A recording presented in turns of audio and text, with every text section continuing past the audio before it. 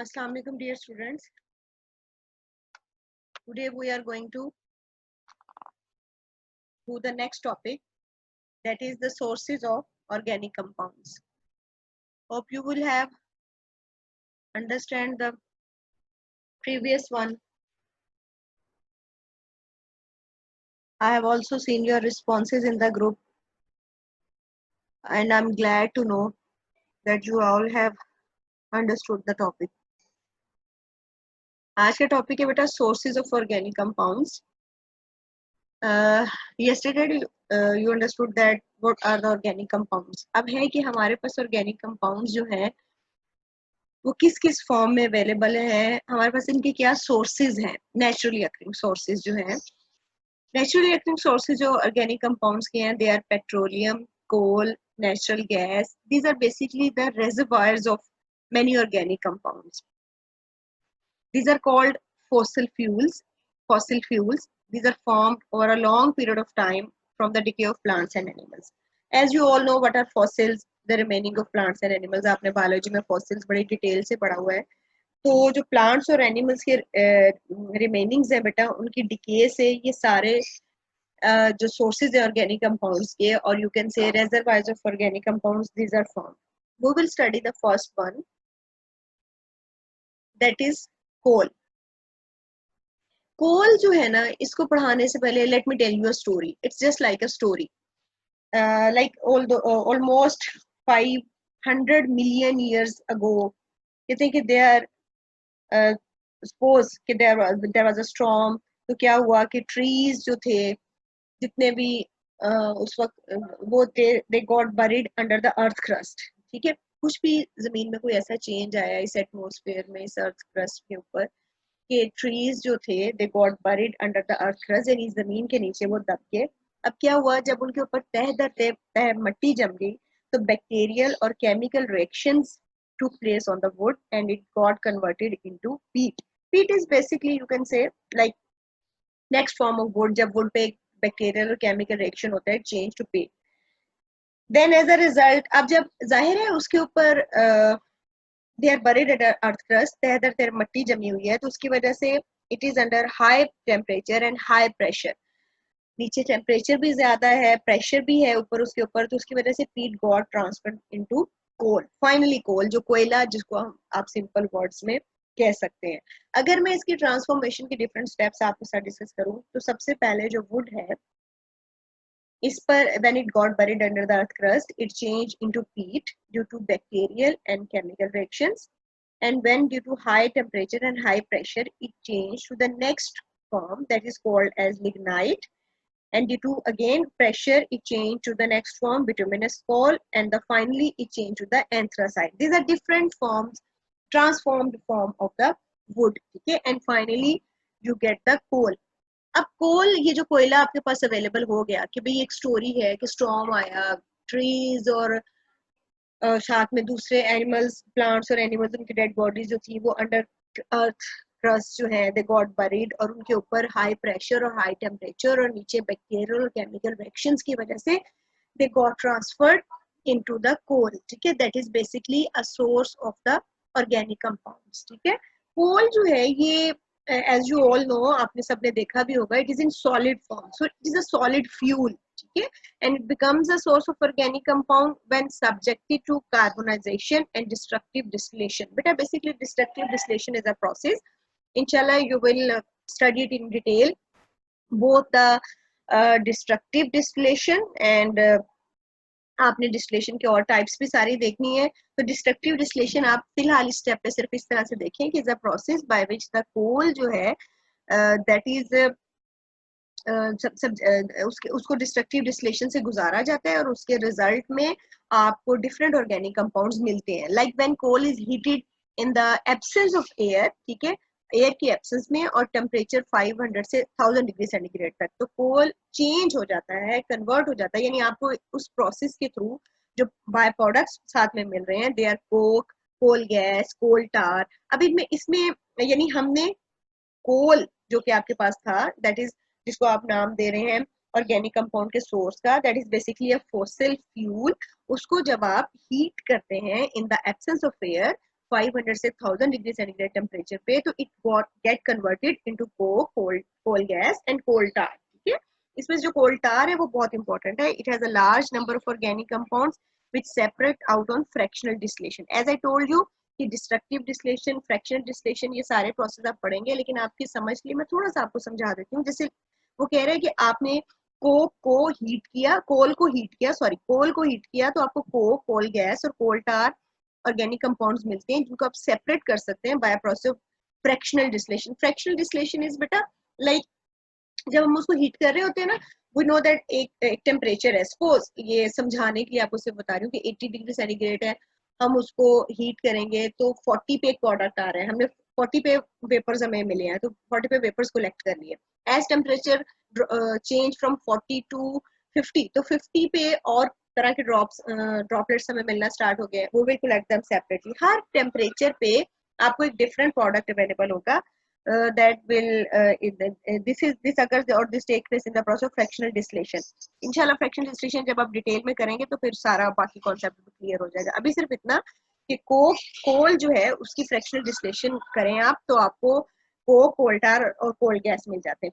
ठीक है, और अब पाकिस्तान में हमारे पास जो है वो कोल कितना अवेलेबल है, टोटल कोल रिसोर्सेज जो पाकिस्तान के पास है जियोलॉजिकल सर्वे के अकॉर्डिंगली वो 184 बिलियन टन है।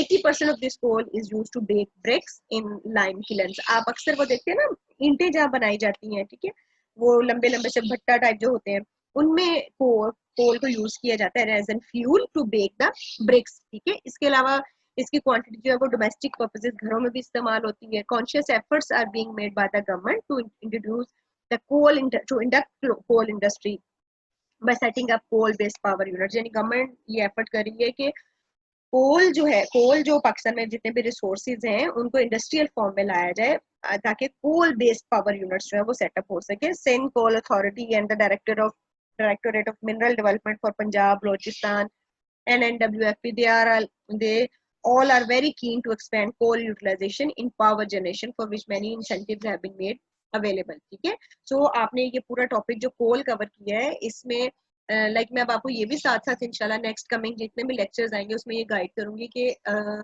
From examination point of view आपको ये टॉपिक किस तरह से प्रिपेयर करना है। लाइक कोल में से अगर आपको शॉर्ट क्वेश्चंस आ सकते हैं, तो यू कुड बी आस्क्ड कि कोल की जो फ्रैक्शनल डिस्टिलेशन है वो कितने टेम्परेचर पे होती है, and how much coal resources are available in Pakistan. ठीक है, और आपसे ये पूछा जा सकता है कि कोल जो है उसके यूजेस, लाइक शॉर्ट क्वेश्चंस के फॉर्म में। ठीक है, तो सबसे पहले यू हैव टू टेल कि ये फॉसिल फ्यूल है, हाउ इट इज फॉर्म्ड, और इसकी जो डिफरेंट ट्रांसफॉर्मेशंस हैं वो की फाइनली कोल तक वो इक्वेशन आपने बहुत अच्छे से लर्न करनी है। इसका टेम्परेचर जो है वो याद रखना है कितना है, पाकिस्तान में कितने रिसोर्सेज हैं, ये सब चीजें। ठीक है, no come to the second source of organic compound, that is a natural gas. Natural gas से you all are very familiar बेटा। natural gas जो है this is a very important mean of energy, especially for countries like Pakistan which are deficient in the production of mineral oil and coal. हमारे पास चूंकि oil और coal you already know ये कम है, तो हमारे लिए gas बहुत important है।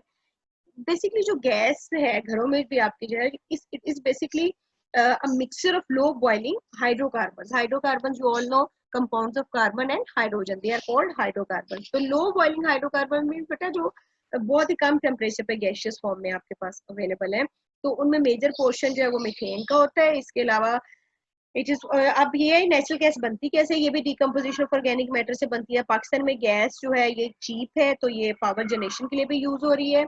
इसके अलावा सीमेंट और फर्टिलाइजर्स की इंडस्ट्री में इसको एज एन फ्यूल यूज किया जाता है, और डोमेस्टिक पर्पस घरों में तो आप सब गैस यूज करते ही हैं। ठीक है, now come towards the third source of organic compounds, that is the petroleum.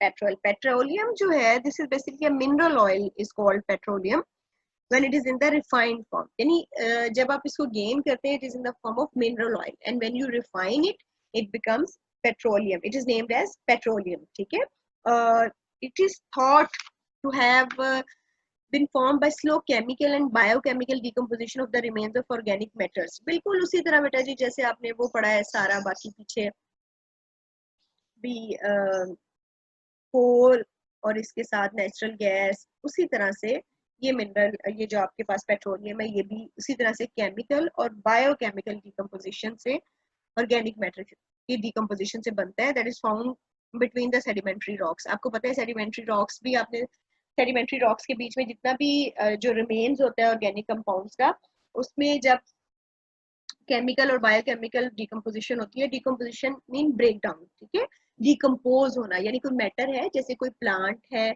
उसका उसका कोई हिस्सा है, कोई पार्ट है जो रिमेनिंग है, कोई एनिमल है जिसकी डेड बॉडी बरीड हो गई थी अंदर, यानी दब गई थी, आप समझ लें, बरी मीन यू ऑल नो। तो उस पे जब कोई रिएक्शन होगा केमिकल और बायोकेमिकल यानी बैक्टीरियल रिएक्शन होगा, ये इसके साथ साथ उस पे, जैसे पीछे मैंने आपको बताया कि बैक्टीरियल और केमिकल रिएक्शन से, तो वो it get converted into a mineral oil, और when in extracted from the rocks, जब इसको निकाला जाता है तो ये ब्लैक कलर का लिक्विड होता है, और and that is named as crude oil, ठीक है।